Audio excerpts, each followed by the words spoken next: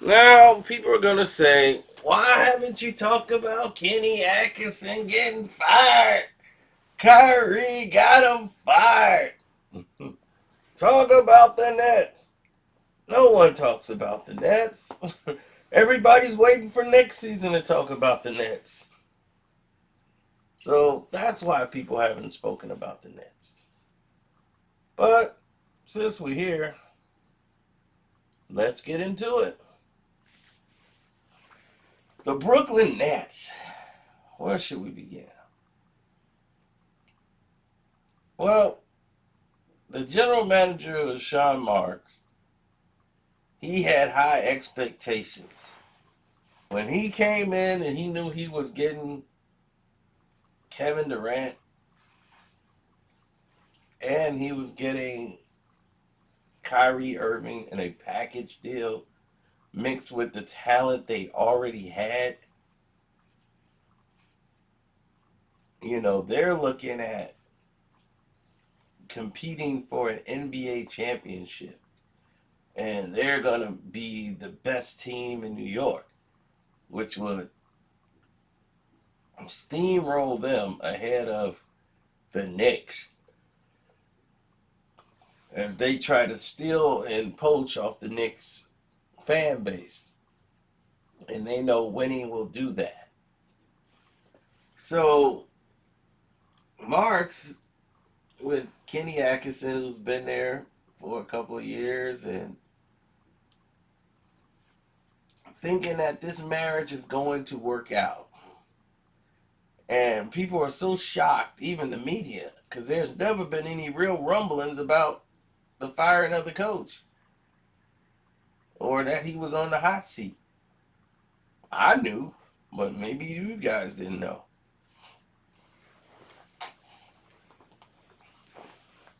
There have been a lot of in-house problems this season. When the season started, Kyrie has been basically plagued with injuries throughout this season. And the team struggled with consistency. One night, you know, Smith has got a credible night going. You got Dinwiddie having an incredible night. Carroll, somebody's having a great night in order for them to win a game. But there's no consistency on the floor whatsoever. And that was hurting the Brooklyn Nets. So during this stretch, they were losing games that they were winning. And when the games were close and down the stretch, they weren't finding ways to come out victorious. They were losing at the buzzer, or they shouldn't even have been that close anyway. So trying to maintain a structure around what Kyrie Irving was doing, Atkinson is, don't want the ball to stick so much. So he wants more movement out of the team, which is fine by Dinwiddie, but guys who were there previous years, they were like, look, we're not touching the ball enough. So the coach made it, a way to have a talk with Kyrie and saying, hey, some of the guys are feeling like, they're not getting their touches. We understand you got it going and you get in a rhythm, but guys got to get touches. And, Kyrie's like, look, I'll work with guys, but guys got to work on their game. Guys are not finishing at the rim the way they should, and they're just settling just for jump shots, and they're 30% shooters from out there. They need to learn how to finish at the rim. If all you could do is dunk, then you're limited at the rim because you're not going to be able to dunk all the time. A great player is not going to let you dunk. You got to learn how to finish no matter the situation. Don't just try to hope you get fouled. Try to make the basket. So you got to work on your game. Kyrie's one of the best finishers off the glass, on the glass there is. So Dinwiddie and Kyrie kind of bumped heads before the All-Star break, and it looked like one was going to be traded, and that was going to be Dinwiddie. He was very unhappy with how things were going, with his lack of touches and the fact that he wasn't getting off like he was last season. And mainly, a lot of people blamed Kyrie Irving. But in the games Kyrie wasn't playing, he still wasn't quite having that success. Now, the general manager, who went through all this promotion, all this big song and dance and hoopla, thought even without Kevin Durant and being out this whole year for Kevin, that they would be a lot better and should have been a lot better off than where they ended up. Like, our record should never reflect this.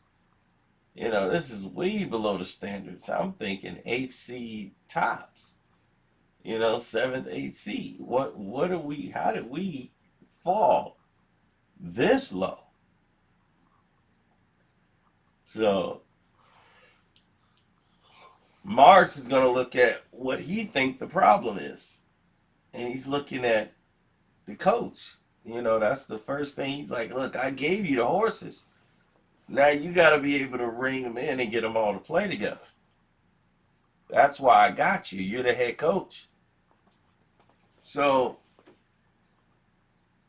as Atkinson is going through his progressions, they decided to come up with a solution. One of the solutions was to bench Dinwiddie and put him and move him to the bench. They thought moving Dinwiddie to the bench would give them more scoring power coming off the bench, and a lot of people knew this was a mistake and the writing was on the wall for the coach, and Dinwiddie was not happy. He was very depressed. He has fans on the team as well, and they weren't too excited about the move either. And once he was moved to the bench, you know, things didn't improve really, and it kind of didn't fix anything. Kyrie's now injured again, and his knee, and then it was his right shoulder, which has been bothering him. And the players are just not listening to the coach, and he feel like they're not listening to me. I'm sending them, you know, plays to do, and now you seeing it just like it happened with Cleveland. You know, almost like a revolt. You know, it's like, we don't have to listen to you. We don't want to listen to you. We don't think you know what you're talking about. So they just shut down really on the coach. And Sean Marks is going to fire him anyway. He knew it. His writing was on the wall. So he decided to get out while he still can save some face. He's like, I can leave now. The game is not too depressing where I can't leave. So that's the decision he chose to take. Now, a lot of people are going to say Kyrie drove him out. Here's the thing.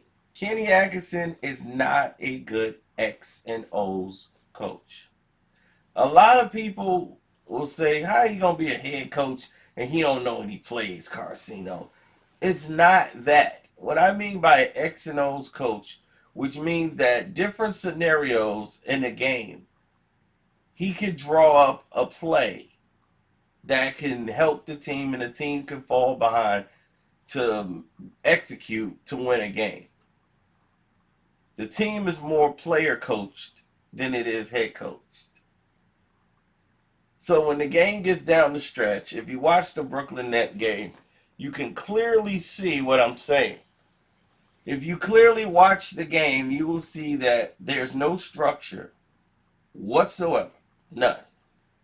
And the fact that there isn't any structure out there whatsoever. You're forced to basically be held hostage to an idea of something you think hopefully it works. A heroic play by Kyrie hitting the three. But they're creating that on their own. I saw him over there trying to, but the team don't buy into it. If the team don't believe you, it's not going to work. He's a motivating coach.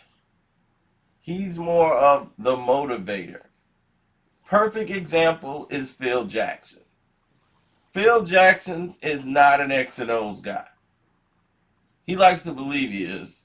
Tex Winter, who used to sit right next to him, that was an X and O's guy. That guy designed plays. He made the double X system. He made the triangle offense. He designs offensive sets.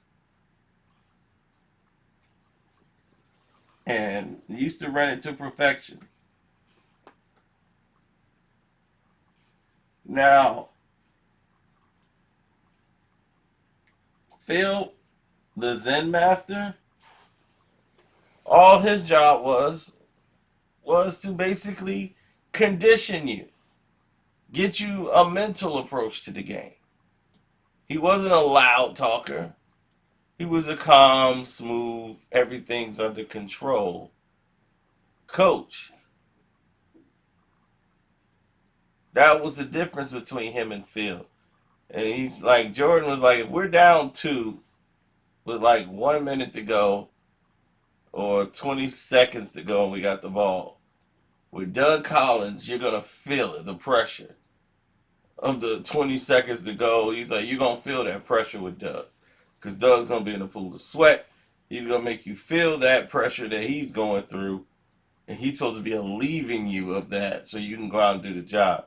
With Phil, he's already in a different chi. His energy is different. So it's not going to affect him as much as it would everybody else. Now, I'm not saying Kenny Atkinson shouldn't have been fired, but to think Kyrie Irving got him fired, no.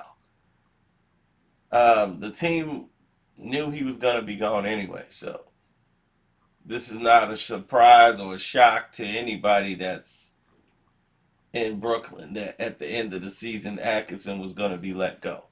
And not even Atkinson would even argue that. Marks was upset with how the season turned out, the general manager, saying things even in the press like we should have been a lot better than this, no matter what. Even without Kevin Durant, our record should have been better than this. So, it is what it is, and definitely 100% Kevin Durant was not gonna like playing with Kenny Atkinson. He played with Kenny Atkinson before over in OKC. So he played with his version of it with Donovan. So he's been through this show. He ain't trying to go through the show again. So that's the truth why Kenny Atkinson was fired. Don't forget to support the page. Hit the Cash App up, which is Carcino. Don't forget to join the Patreon on Carcino for Life on the Patreon.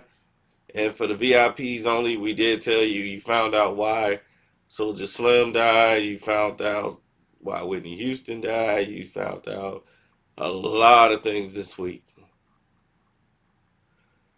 A lot of different things. So take good pride in that. More information is coming. It don't stop.